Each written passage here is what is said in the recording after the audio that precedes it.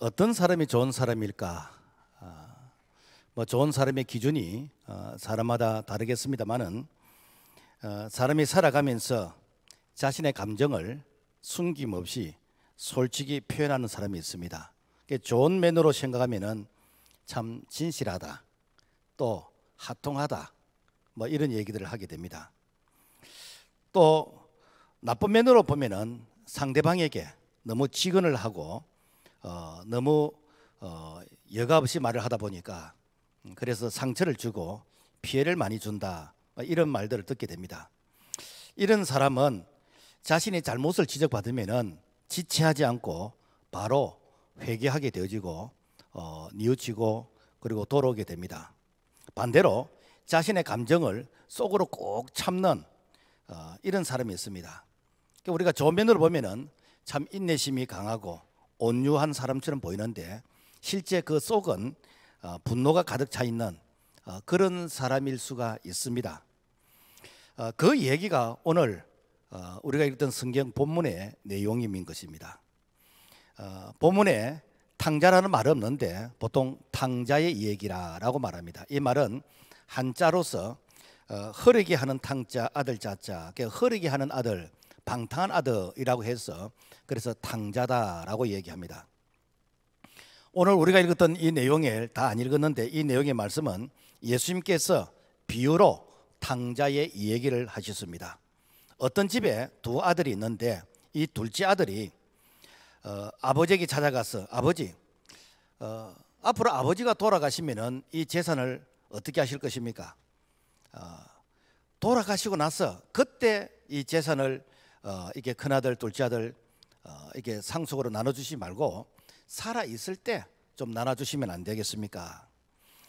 이렇게 말을 할 때는 나름대로 이유가 있겠습니까? 내가 이렇게 둘째 아들로 늘 묻혀서 살았는데 둘째 아들의 그런 능력을 아버지와 형에게 좀 보여주고 싶은, 가시하고 싶은 그런 마음도 있었을 것이고, 형을 가만히 보니까 아버지가 돌아가시고 나면은 자기에게 줄 분깃을 안 줄 것 같아. 당시의 상속법에 의하면은 큰아들이 3분의 1을 가지고 그리고 둘째 아들이 3분의 1을 가지는데 아마 형의 모습을 보니까 형이 싹 다 까마치 하고 안 줄 것 같아. 그래서 이 둘째 아들이 어떻게 하는가? 아버지가 살아 계실 때 내가 보장을 받겠다는 거예요. 이렇게 해가지고 이제 자기 몫을 가지고 참 멀리 아버지와 형의 간섭이 미치지 않는 참 먼 도시로 가서 한번 잘 살아보려고 했는데 그런데 그게 그렇게 녹록하지를 않았습니다. 돈 있을 때는 친구도 많고 돈 있을 때는 뭐 인기가 있었는데 이 돈 떨어지고 춥고 배고픈 그런 인생을 살게 되어지는데, 그러니까 사람이요, 여러분요, 춥고 배고프면 잠도 안 옵니다. 그래서 밤하늘을 다 이렇게 별들을 바라보니까 고향에는 우리 아버지 집에는 종들도 내보다 행복한데 나는 부잣집 아버지의 아들인데 내가 왜 이렇게 고생을 하고 있는가? 참 신세가 너무 처량합니다. 돌아가려고 하니까 아버지가 나를 용서해 주실까? 아마 쫓아낼 거야. 아니야, 그래도 아들이니까 용서해 주실 거야. 내가 아버지에게 가서 내가 빌어야지. 이제는 아들이라고 대우를 하시지 말고 집에 종이라고 생각하고 나를 받아주세요. 이런 마음을 가지고 아버지에게 돌아옵니다. 아버지께로 이렇게 돌아오는데 그런데 아버지가 저 동방에서 기다리고 있는 거예요. 그래서 딱 누가 봐도 이 걸음걸이가 자기 아들이라 완전히 거지가 되어가지고 그야말로 세상에 그런 고아가 없어. 그런데 아버지가 달려가서 목을 끌어안고 입을 볼을 비비면서 내 아들이 죽었다가 살아났다고 하면서 그러면서 이렇게 동네로 왔어. 그리고는 어떻게 잔치를 베풉니다. 그런데 이 큰아들이 이 들에서 일을 하고 와보니까 자기 집에 사람들이 뭐 웅성웅성하고 뭐 북적거리는 거예요. 그래서 자초지종을 물어봤어. 그랬더니 죽은 줄 알았던 이 둘째 아들이 살아서 돌아와서 아버지가 기뻐서 잔치를 베푼다 라고 하니까 이 얘기를 들은 첫째 아들이 화가 팍 나는 겁니다. 세상에, 응? 나는 아버지 옆에서 늘 이렇게 아버지 시킨 대로 내가 일을 하고 있어도 내게 송아지는커녕 염소 새끼 한 마리도 안 잡아줬는데 어떻게 재산을 다 탕진하고 창기들과 함께 이 재산을 다 낭비했던 그 둘째 아들에 대해서는 이렇게 환대를 하는가? 그러면서 막 분노가 일어납니다. 우리가 이 얘기를 얼핏 생각하면은 집 나간 아들은 나쁜 아들이고 집에서 아버지의 이 심부름하고 열심히 일했던 이 아들은 착한 아들인 것처럼 우리가 생각하게 됩니다. 과연 그럴까? 오늘 우리가 이 말씀을 우리가 함께 좀 더 이렇게 살펴보기를 원합니다. 첫째, 집 나간 아들, 우리가 탕자라 그럽니다. 탕자. 왜 집을 나갔을까? 돈 때문에 집 나갔어요. 오늘 누가복음 15장 12절, 내가 돌아올 분깃을 내게 돌아올 분깃을 내게 주소서. 유대나라 상속법에 의하면은 아버지가 돌아가시고 난 이후에 상속을 해주는 겁니다. 그런데 아버지가 돌아가시기도 전에 이렇게 유산을 달라고 하는 것은 이것은 법에도 안 맞고 상식도 안 맞습니다. 그럼에도 불구하고 왜 아버지에게 굳이 졸라가면서 아버지를 설득시켜가면서 달라고 그렇게 애를 썼을까? 그 동생이 가만히 생각할 때 아버지 돌아가시면 형이 자기한테 안 줄 것 같아. 그래서 아버지가 살아 계실 때 내 몫을 챙겨야 되겠다라고 생각하고 그리고는 어떠는가? 이제 아버지와 형의 간섭이 없는 곳으로 내가 멀리 도망가야 되겠다. 어쨌든 집을 나간 이유는 바로 재산 때문에, 바로 돈 때문에 집을 나가게 됐다라는 것입니다. 그렇다고 해서 우리가 돈 자체를 우리가 제약시할 필요 없습니다. 돈은 물질입니다. 돈은 선도 아니고 악도 아닙니다. 돈을 선하게 사용하면 생명을 살리는 일에 쓰임받을 수 있고, 돈을 악하게 사용하면 이 돈 때문에 그야말로 형제들 싸움이 일어날 수 있고, 또 생명을 죽이는 그런 이렇게 모습으로 쓰임을 받을 수가 있습니다.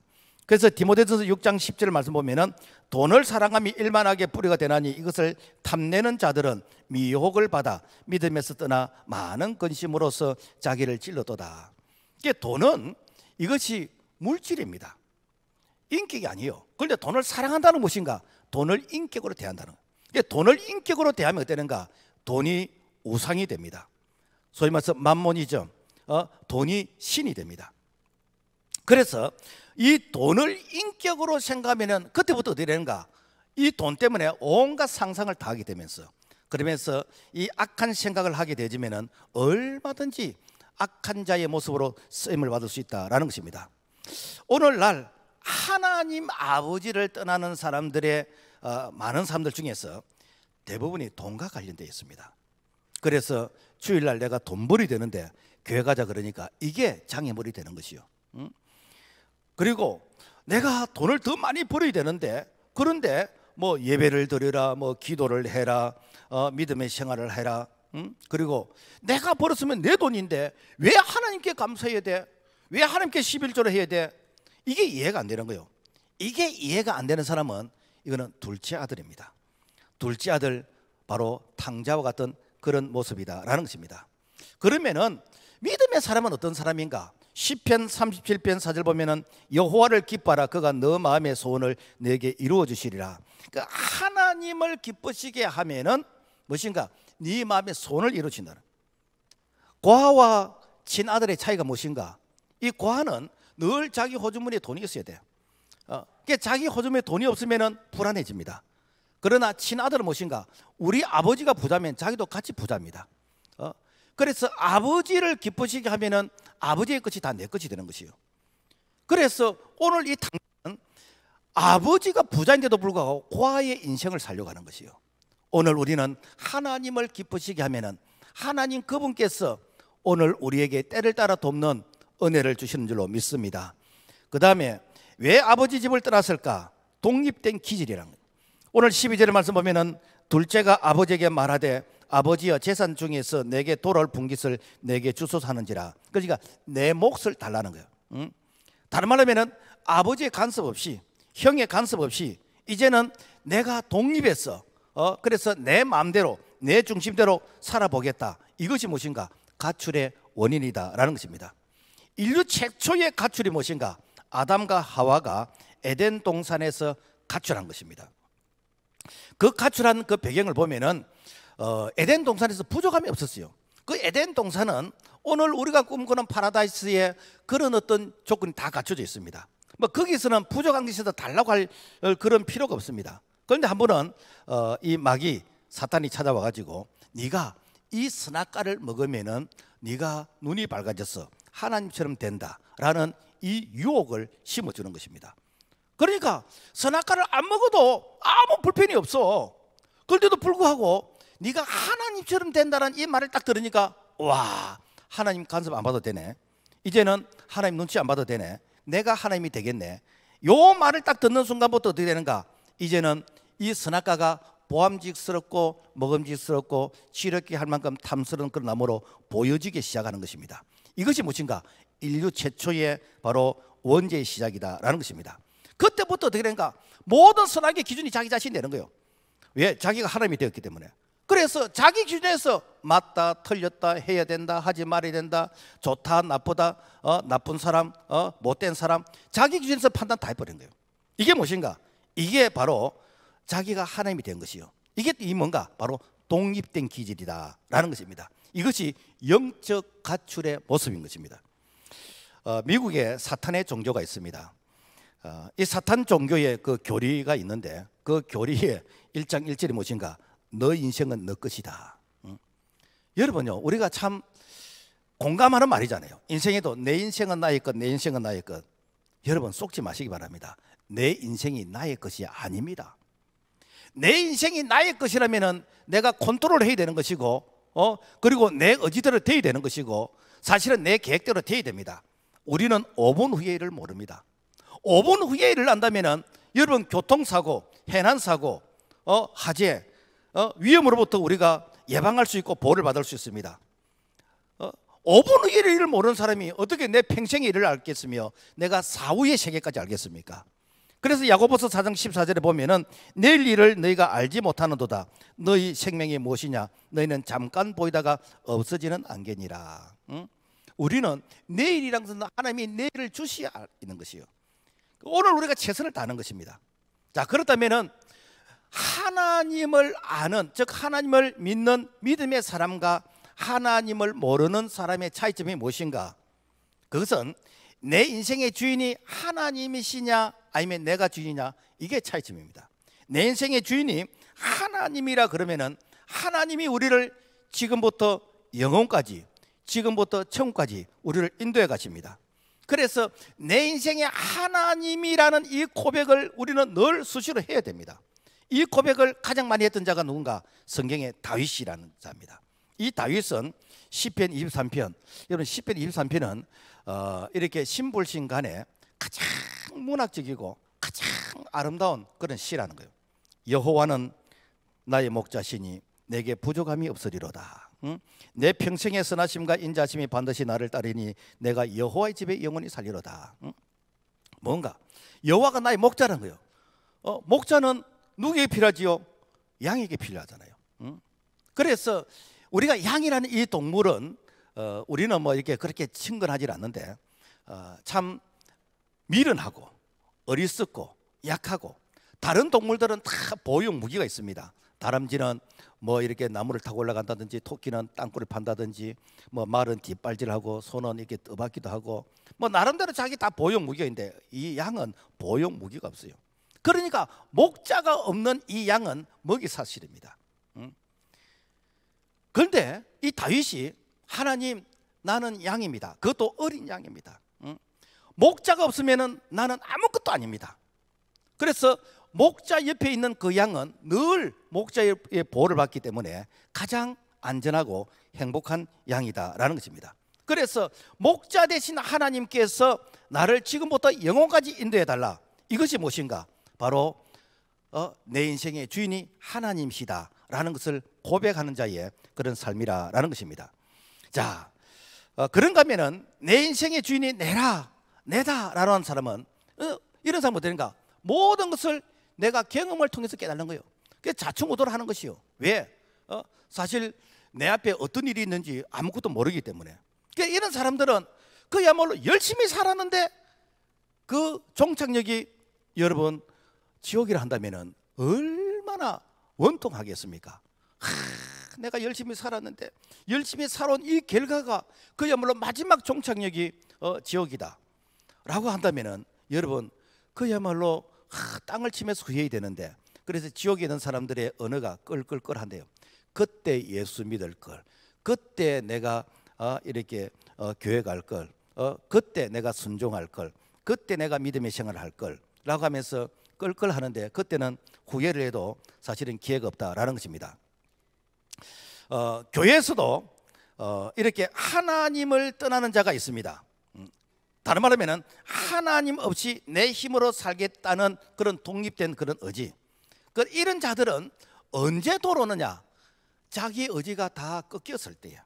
자기 의지가 그야말로 산산조각이 났을 때. 다른 말로 하면 내가 가지고 있는 것이 다 이렇게 떨어졌을 때, 돈 떨어지고 건강 떨어지고 그야말로 인생 바닥을 치고 더 이상 그야말로 이 내려갈 곳이 없는 그런 상태가 무엇인가? 이게 자기 의지를 그야말로 내려놓는 그런 모습이다라는 것입니다. 여러분, 우리가 살아가면서 어떤 자가 행복한 자일겠습니까? 누워있는 어린아이가 볼 때는요, 기어다니는 자가 되게 위대하게 보이고 참 행복하게 보입니다. 어쩌면 저 방구석을 온데 헤매고 다닐까? 기어다니는 아이는요, 참 걸어다니는 사람이 신기합니다. 어떻게 걸어서 이렇게 마당을 이렇게 뛰어다니는가?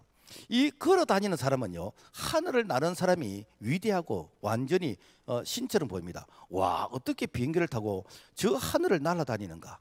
여러분요, 하늘을 날아다니는 사람보다 더 위대한 자가 누군가?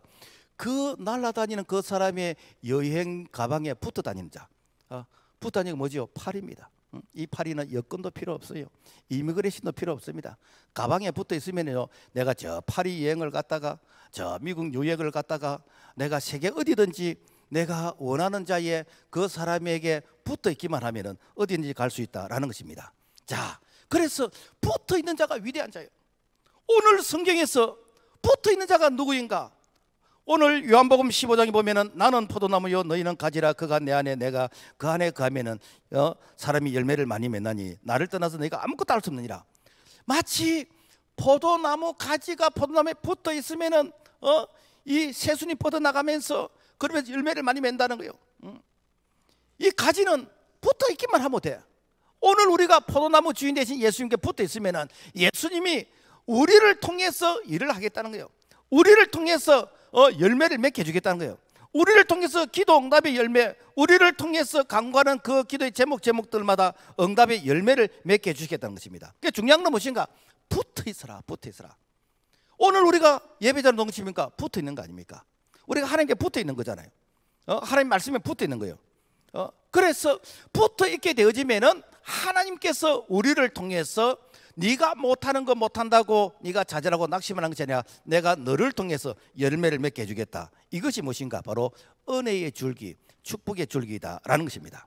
자, 그렇다면은 하나님을 떠난 자, 즉 아버지를 떠난 자의 결과가 무엇인가? 오늘 보니까 방탕하게 살았어요. 13절에 보면은 그 후 며칠이 안 되어 둘째 아들이 재물을 다 모아가지고 먼 나라에 가 거기서 허랑방탕하여 그 재산을 낭비하더니, 여러분요, 우리가 수입이 없이 버는 것 없이 쓰기만 계속하면요, 언젠가 그 바닥이 나버립니다. 쓰는 것을 헤프게 쓰면요, 그 바닥 나는 것이 더 빠릅니다. 그런데 거기다가 그 나라에 기근이 들고 흉년이 들었다.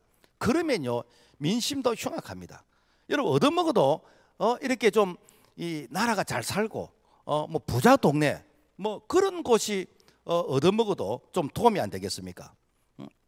지금 말하면은 내가 사는 것이 그야말로 부도가 났는데 거기서 IMF까지 이렇게 겹쳤다. 그러면요, 정말 민심이 흉악하게 되집니다. 자, 그렇다면은 이 둘째 아들은 자기가 돈을 많이 가지고 그래서 먼 도시로 갔는데 왜 그 돈을 참 이렇게 이 뭐 그 짧은 시간에 다 허랑방탕하게 다 낭비를 했을까? 그 이유가 뭘까? 그거는 그 둘째 아들 이 탕자에게 인생의 멘토가 없었다는 거예요.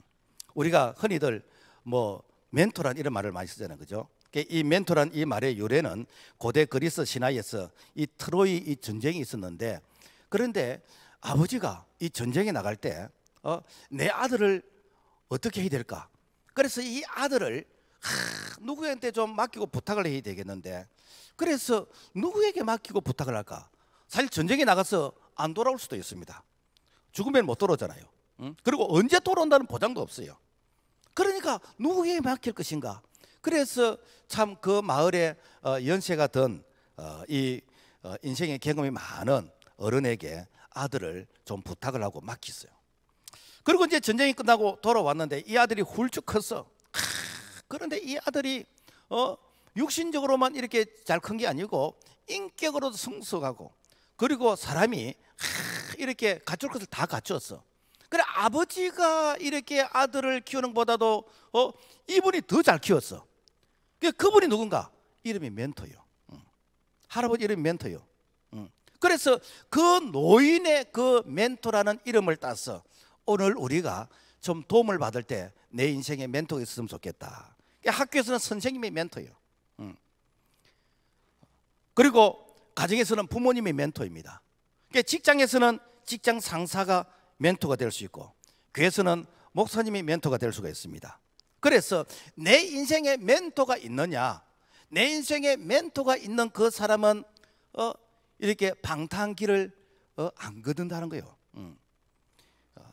그래서 멘토가 없다는 것은 내가 교만한 자입니다. 왜? 나는 멘토가 없이 살 수 있다는 자. 바로 이런 자들은 자충우돌하면서 불행한 길을 걸을 수가 있다라는 것입니다. 자, 그렇다면은 사람의 멘토는요, 여러분 50보 100보입니다. 그런데 우리에게 그야말로 완벽한 멘토가 계십니다. 그분이 누구신가? 바로 예수 그리스도이십니다. 예수 그리스도 그분께서는 우리에게 완벽한 멘토가 되어주겠다는 거예요.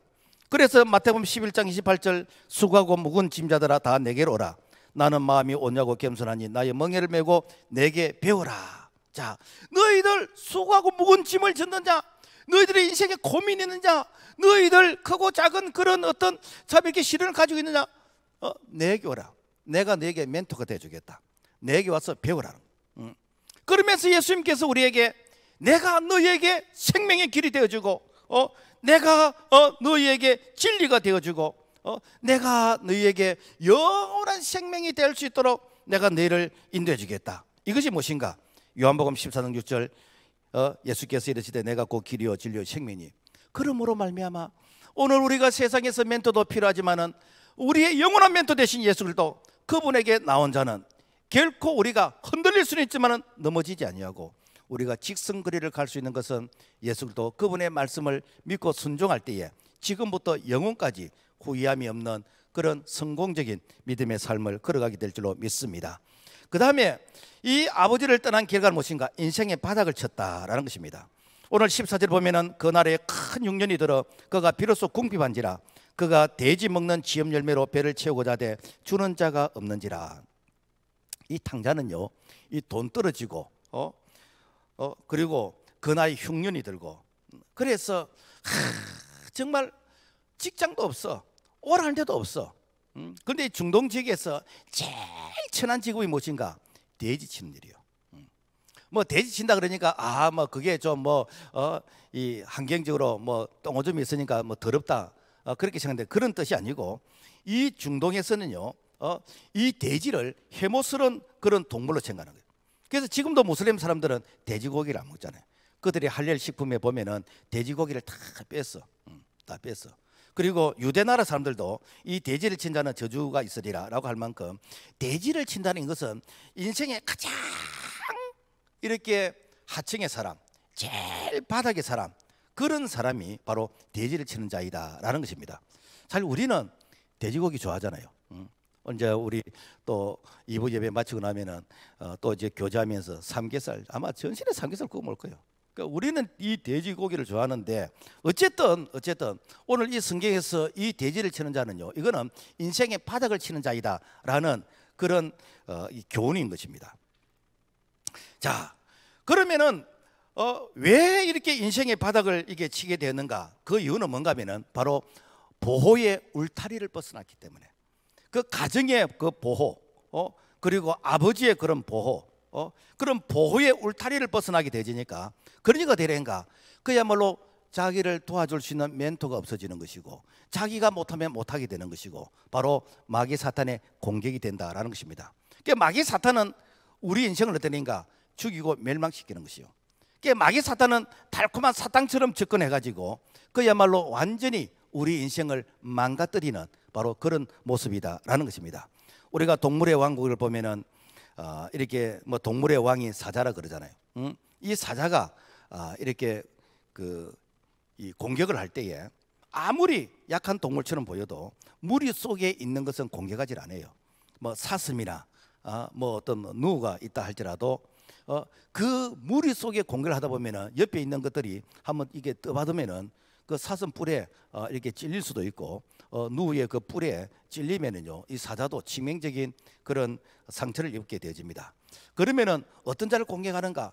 이 무리에서 떨어져 있는 자, 개성이 강한 자, 탐구심이 강한 자, 혼자서 독립된 기질이 있는 자, 이런 자가 이 마귀 사탄의 공격이 되는 것입니다. 자, 그래서 오늘 우리는 하나님께서 우리 연약함을 알기 때문에 교회라는 이 공동체를 통해서 믿음의 생활을 하겠어요. 그래서 교회라는 이 공동체가 무엇인가? 이것이 하나님의 보호를 받는 것이에요. 자녀는 가정의 보호를 받아야 되잖아요. 백성은 국가의 보호를 받아야 됩니다. 그런데 하나님께서는 자기 백성을 보호할 때 어떻게 하는가? 이 교회라는 공동체를 통해서 보호하시는 거예요. 다른 말은 뭔가? 하나님은 자기 백성을 보호하신다 이 말이에요. 그래서 하나님은 자기 백성을 보호하시는데 지금부터 세상 끝날까지 내가 너와 함께 할 것이라. 그래서 하나님의 자녀가 되어지면은 나는 하나님의 손을 놔도 하나님은 절대로 우리 손을 놓지 아니하시는. 그래서 우리가 연을 날릴 때에 이 연이 저 멀리 언덕 위에 걸려 있는 것 같지만은 연줄에 의해서 딱 이렇게 잡혀 있잖아요. 그래서 연줄을 다시 당기면은 저 멀리 갔던 연이 다시 이렇게 또 돌아오게 되잖아요. 이게 무엇인가? 하나님이 우리를 이처럼 사랑하시는데 이처럼 사랑하시는 무엇인가? 그러면 세상 끝날까지 우리를 사랑하신다라는 것입니다. 그래서 요한복음 10장 28절 내가 저희에게 영생을 주노니 영원히 멸망하지 아니할 터이요 또 저희를 내 손에서 빼앗을 자가 없느니라. 하나님의 손에서 빼앗을 자가 없다는 거예요. 하나님이 내 자녀다 내 새끼다 라고 하면서 딱 이렇게 움켜쥐고 있으면 하나님의 손에서 빼앗을 자가 없다는 거예요. 그러므로 말미암아 오늘 우리가 하나님의 자녀가 되어야 됩니다. 오늘 교회 처음 오신 분들 아니면은 내가 신앙생활 하면서 아직까지 하나님의 자녀라는 그런 믿음의 확신이 없는 자들, 그래서 내가 얼떨결에 내가 오늘 교회에 참게 끌려왔다 할지라도 여러분 오늘 이 고백을 우리가 진솔하게 하게 되지면은 이 시간 우리가 하나님의 자녀가 되는 것이고 지금부터 세상 끝날까지 하나님이 함께 하시는 그런 은혜를 경험하게 될 줄로 믿습니다. 우리가 이 기도를 우리가 함께 우리가 따라하도록 하겠습니다. 사랑의 예수님, 저는 죄인입니다. 이 시간 예수님을 내 마음의 구원자로 영접합니다. 내 마음에 들어와 주십시오. 하나님은 내 아버지가 되시고 예수님은 나의 구원자가 되었습니다. 지금부터 세상 끝날까지 나와 함께하여 주옵소서. 예수님의 이름으로 기도드립니다. 아멘.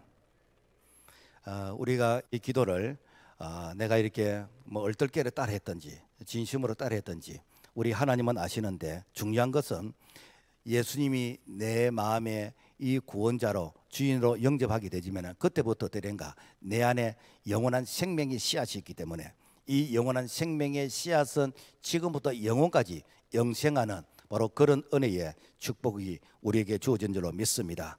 자, 그다음에 이 돌아온 탕자, 이 탕자는 회개했기 때문에 돌아왔다라는 것입니다. 오늘 18절 보면은 내가 일어나 아버지께 가서 이르기를 아버지 내가 하늘과 아버지께 죄를 지어 사오니 나를 품꾼의 하나로 보소서. 집 나간 탕자가 거지가 되어서 돌아옵니다. 여러분요, 집을 나간 자는 잘 되면은 안 돌아옵니다. 집을 나간 자는요 성공하면 안 돌아옵니다. 그래서 잘 되고 성공할수록 돌아올 확률은 더 없습니다. 더 멀어집니다. 그래서 집을 나간 자는 춥고 배고파야 됩니다. 그러니까 집을 나간 자는 그야말로 이렇게 내가 하는 일이 막히야 돌아오는데, 이 막히는 것이 무엇인가? 이게 하나님의 축복이요, 이게 은혜요. 여러분요, 집 나간 아들이 잘 되면 돌아오겠습니까? 배고파야 엄마 아빠 하면서 전화하면서 도와달라고 하는 것이요.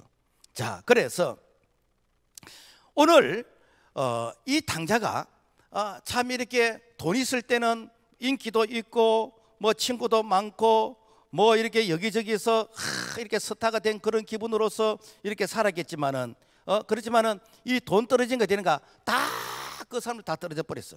응? 그리고 이렇게 춥고 배고프니까 잠도 오지 않고, 그래서 밤하늘의 별을 바라보니까, 야, 저 별이 고향에 우리 아버지 집에도 저 별이 있는데, 저 달이 떴는데 우리 이렇게 집에 종들도 내보다는 더 행복하겠다. 그런데 온갖 생각이 다 들어가는 거요. 내가 가면은 아버지가 한영할까? 아버지가 뭘 할 거야? 아니야, 그래도 아들이니까 한영할 거야. 뭐 이 생각 저 생각. 응? 그래서 온갖 생각을 다 하게 되는 거예요. 응? 이 내용을 조금 각색을 하면은 이게 뭔가 집 나간 아들이 아버지 마음을 떠보기 위해서 그래서 아버지에게 편지를 쓰는 거라. 그 편지를 쓰는데 아버지 이렇게 전상서, 아들이 사실은 이만큼 저만큼 해서 이렇게 집을 나가서 완전히 지금 이제 거지가 되었습니다. 그런데 아버지 마음을 확인하고 싶습니다.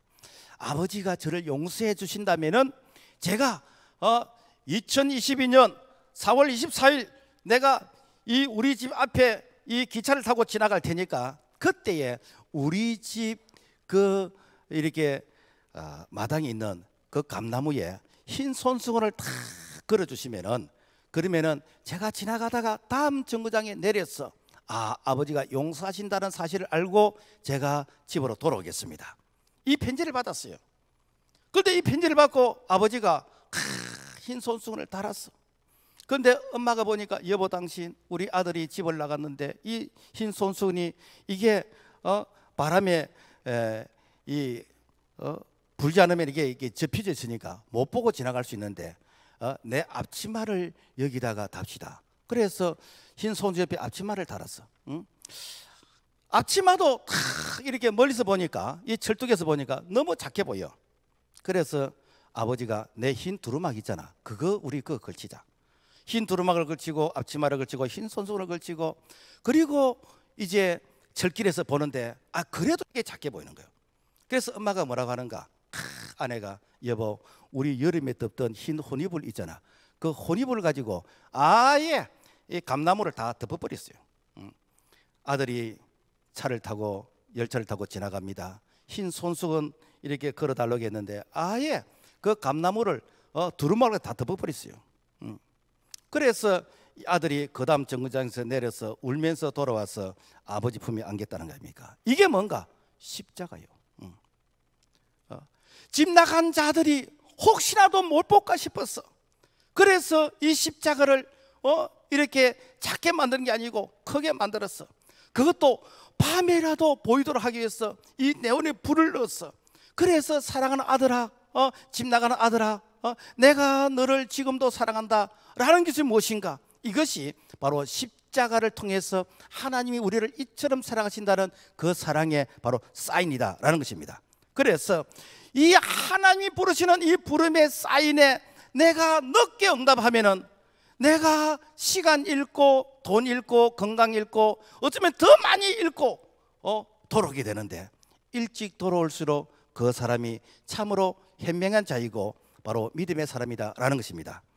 제가 가끔 이 이야기를 실제로 있었던 일인데 소개를 했습니다. 대구 서현교회 정규만 장로님, 지금은 이제 천국 돌아가시고 그 손주들이 이제 삽니다만은 1957년 그때 당시 이 그 동양 최대의 석조 예배당을 지었어요. 그래서 이 설계를 우리나라에서 못해서 외국에서 했다고 그러는데, 그 당시 건평이 1960평. 우리 교회 본당과 비전센터를 다 합하면 건평이 한 1,550평쯤 됩니다. 그러니까 그 예배당이 1960평이라 그러면 얼마나 컸겠습니까? 그죠? 그런데 여기에 사연이 있습니다. 당시 그 집사였던 한 분이, 이분이 이렇게 한의사였어요. 그래서 돈이 좀 있고 또 사회적으로 어떤 명성이 있고, 그러니까 늘 좀 이렇게 부정적이었어요. 그러니까 목사님이 가르치면 늘 삐딱하게 말을 듣고 늘 청개구리처럼 반대되는 그런 행동이라고. 그래서 주의를 지켜야 된다 그러면은 뭐 꼭 주의를 지켜야 뭐 천국 갑니까? 그러니까 그날은 주일날 뭐 했는가? 주일날 저기 낚시하러 갔어. 낚시하러 갔어. 오늘 우리 한솔병원 원장님이 오늘 오셨네. 김해 시장 후보로 오셨는데, 저기 김해 제일교회 집사님입니다. 그래서 주일날은 교회를 예배 드려야 됩니다. 그런데 이렇게 낚시하러 갔는데, 사실 일반 상식으로 생각하면은 주일을 안 지키고 낚시하러 가면은 이 고기가 안 물이래. 근데 그날 대어가 물었어. 와, 월척이 물었어. 그러니까 속으로 아이고 목사님 공갈 많이 치시네. 주일날 뭐 장사하면은 낚시하면 안 된다 그러더니 잘만 되네요. 그게 잘 되는 게 이게 항상 게 문제예요. 이게 안 돼야 되는 거예요. 그래서 월척을 이렇게 낚아가지고 이분이 이제 한의사다 보니까 이걸 가지고 뭘 하는가? 중탕을 만들려고. 그래서 옛날에는 가마솥에다 불을 떼면서, 장작 불을 떼면서 했잖아요. 그래서 가마솥에 앉혀놓고 이제 중탕을 만들기 위해서 이제 불을 떼는 거예요. 아들이 아빠 뭐예요? 하면서 구경하다가 가마솥에 엎어져 버렸어요. 고기 한 코 쌍키 버렸어요. 이 정규만 씨가 교회 달려가서 하나님, 이 정규만을 해결시키는 방법이 이 방법밖에 없습니까? 하나님, 이 방법으로 나를 해결시켜야 됩니까? 그러면서 회개하는 거예요.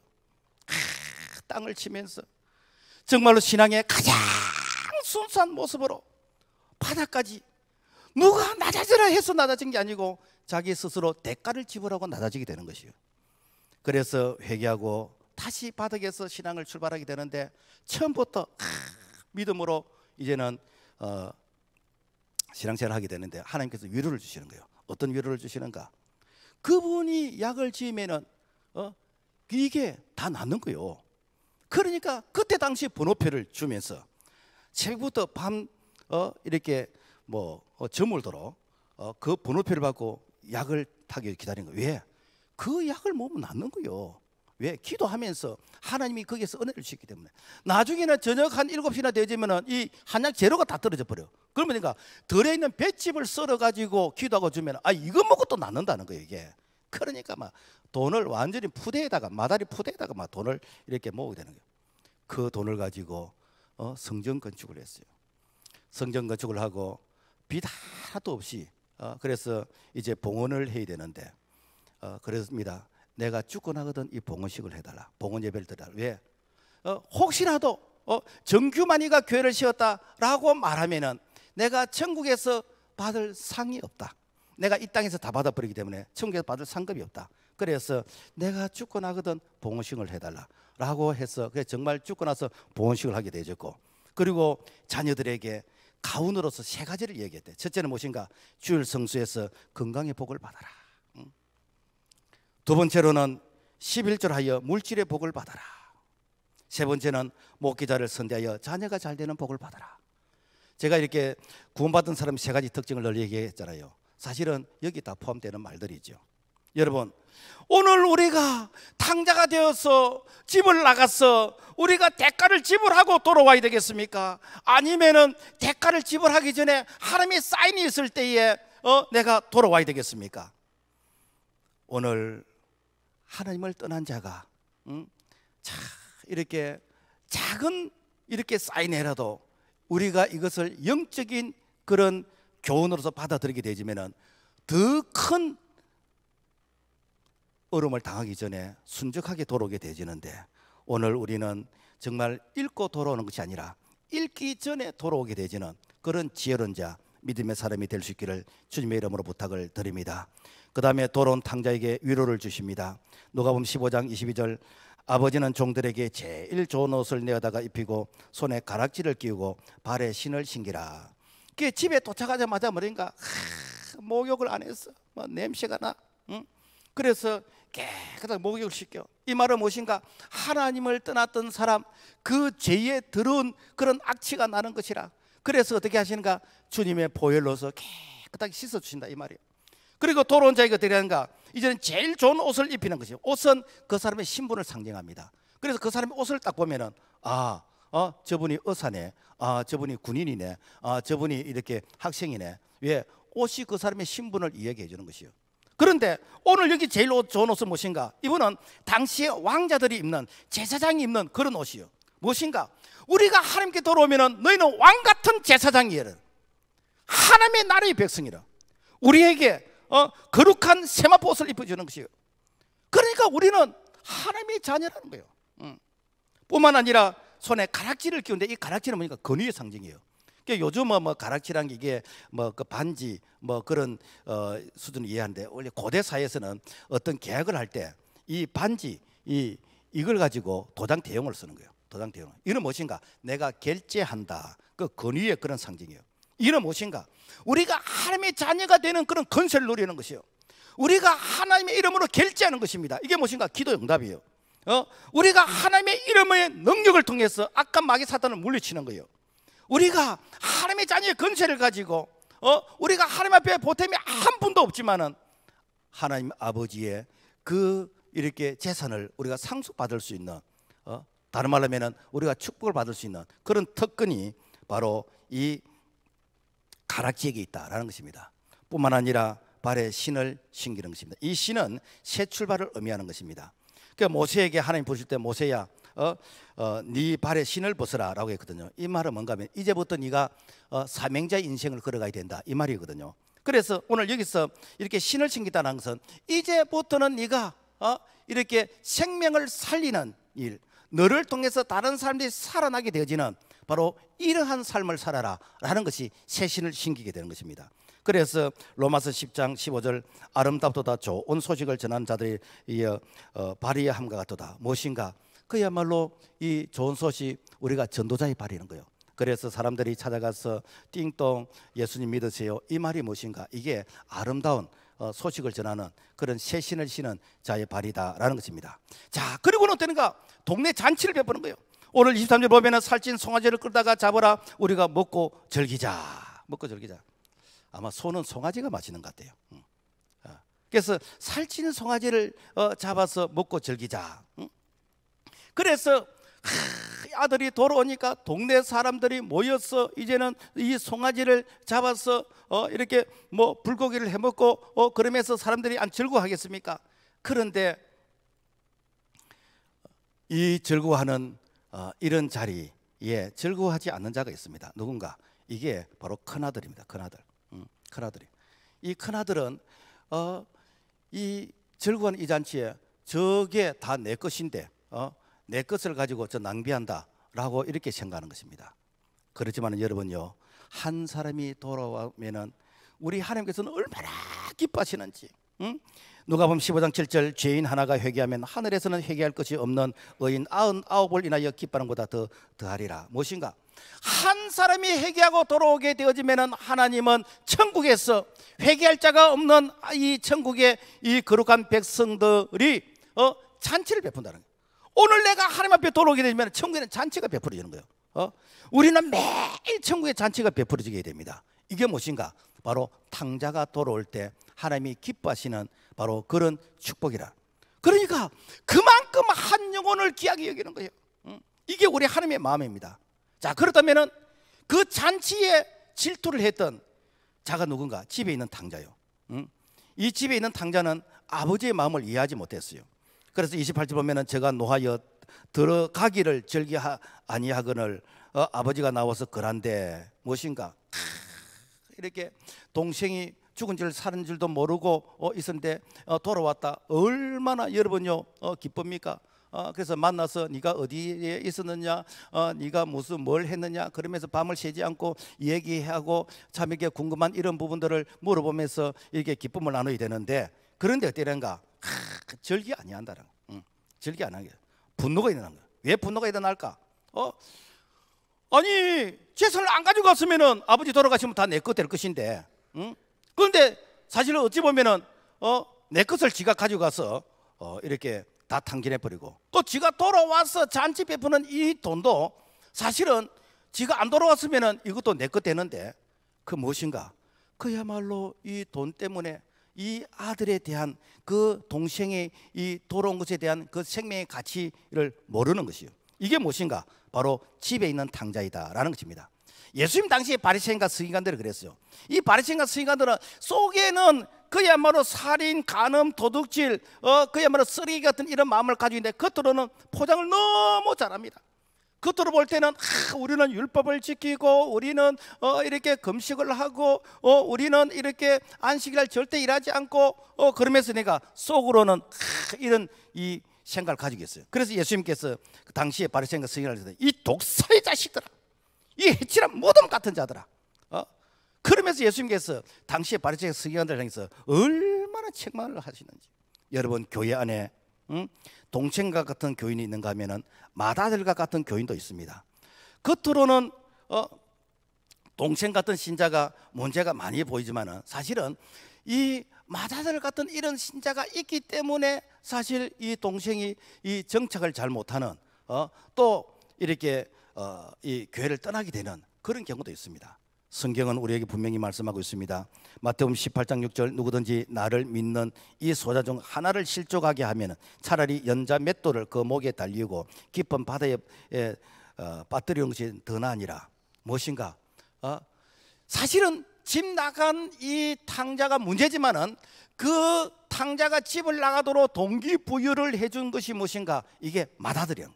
하나님은 거기에 대해서 책임을 물으시다는. 탕자가 회개하고 이렇게 돌아오게 되지면은 여러분요, 우리가 함께 기뻐하고, 함께 즐거워하고, 그분이 빨리 믿음이 자라서 성숙한 그리스도인으로 자라가도록 우리가 도와줘야 되는데, 그래서 새로 예수 믿기 위해서 이제 돌아온 사람, 그 사람을 향해서 나도 처음에는 다 니처럼 사랑받았다, 열심히 하면은 그래서 처음에 오면 다 열심히 한다. 그러면서 그분들이 열심히 하는 것을 내가 이렇게 사랑의 눈으로 보는 것이 아니라 내가 질투의 눈으로 바라보고, 어쩌면은 경쟁자의 눈으로 바라본다면은 이것은 하나님 아버지의 마음을 모르는 것이고, 그리고 목사님의 마음을 모르는 자, 바로 집에 있는 탕자이다라는 것입니다. 그래서 우리는 내리사랑이라는 게 있잖아요. 그래서 이렇게 막내 이렇게 동생일수록 더 사랑해주는 이런 마음을 가질 때에 오늘 우리가 집에 있는 이 탕자의 이런 이 잘못을 범하지 않을 수 있다라는 것입니다. 그 다음에 이 집에 있는 탕자는 아버지의 은혜를 모르는 자요. 오늘 29절 말씀 보면은 내가 여러 해 아버지를 섬겨 명을 어김이 없거늘 내게는 염소 새끼라도 주어 나와 내 벗으로 즐기게 하신 일이 없더니. 무엇인가? 사실 여러분요, 큰 아들이든 둘째 아들이든 그 재산 상속받은 것이 그거 자기 거 아니잖아요. 아버지 거잖아요. 아버지. 아버지가 그냥 공짜 주었잖아요. 그러면은 뭡니까? 은혜를 입은 자잖아. 거기서 이게 이 맏아들은 사실은 3분의 1을 받았잖아요. 이것은 특별한 은혜를 받은 것입니다. 오늘 우리가 교회에서 특별한 은혜를 받은 자가 있습니다. 어떤 자들인가? 3대째 예수 믿는 사람들이요. 소위 말해서 모태신앙이라는 사람들이요. 저희 어릴 때부터 예수 믿는 사람들이요. 이런 분들은 여러분요, 맏아들과 같은 자들입니다. 특별한 은혜를 입은 자들입니다.